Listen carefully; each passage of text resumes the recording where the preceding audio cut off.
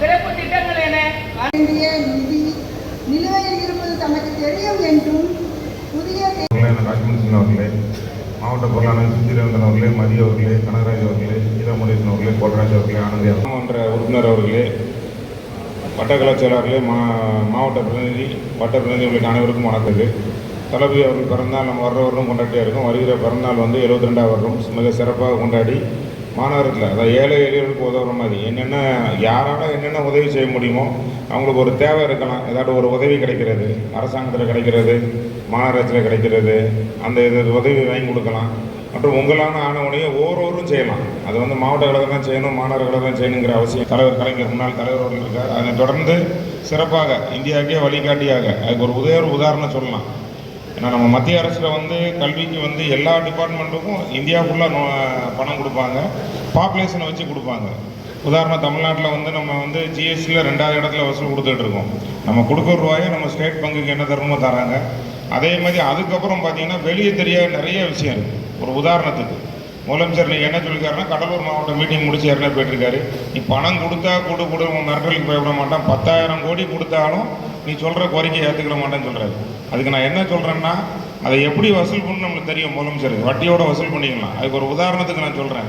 இன்றைக்கி ஒரு நாள் டோல்கேட் தமிழ்நாடுக்குள்ளே 94 டோல்கேட் இருக்குது. நான் தமிழ்நாடு முழுவதும் சொல்கிறேன். அதோட வசூலை பார்த்தீங்கன்னா வருஷத்துக்கு பார்த்தீங்கன்னா 2,500 கோடிக்கு மேலே நம்ம தமிழ்நாட்டிலேருந்து கட்டுற ஆளுக்களே பார்த்தீங்கன்னா 1,51,00,000 மேலே நம்ம கட்டுறோம். நம்மளோட வருமானத்திலேருந்து தான் கட்டுறோம். அது மத்திய அரசு அவனும் மானியம் தரல. நம்ம உழைக்கும், ஸ்டேட் கவர்மெண்ட் இருந்தாலும் சரி, மத்திய அரசு இருந்தாலும் சரி. இதேமாதிரி நம்ம ஊரில் ஆர்பார் எடுத்துக்கலாம், 1,200 கோடி லாபம் கட்டுறான். அதோட பொல்யூஷனாக இருக்கட்டும் எல்லாம் நம்ம தான் அதை வந்து அடிச்சு அனுப்பியாச்சு. உனக்கு ஓட்டு கிடையாது பேச்சு. இப்போ எலெக்ஷன் வரதுனால நிறைய இடத்துல பல இடத்துல கட்டிகிட்டு இருக்கான்.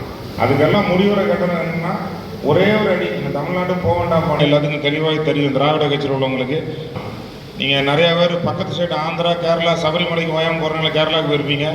ஆந்திரா, கேரளா, தமிழ்நாடு எல்லாம் நம்ம பக்கத்தில் உள்ள ரொம்ப தூரம் போக வேண்டாம்.